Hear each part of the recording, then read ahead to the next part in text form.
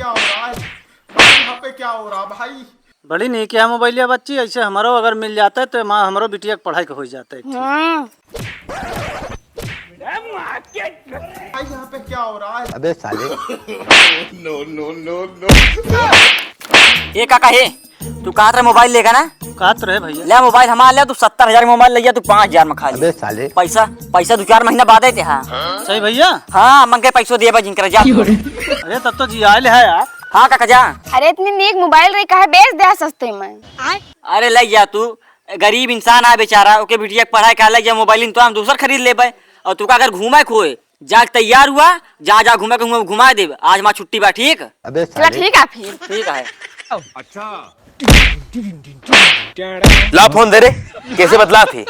अबे विकास भाई तो कम बताए थे, 1 मिनट आप पूरी छिनराई गायब कर दी थे। हेलो अबे साले हेलो हेलो हेलो का यार मुड़वा पर हमारे हो रहा भूंजे आप बिना मतलब के आए कि यहाँ हेलो हेलो करता है।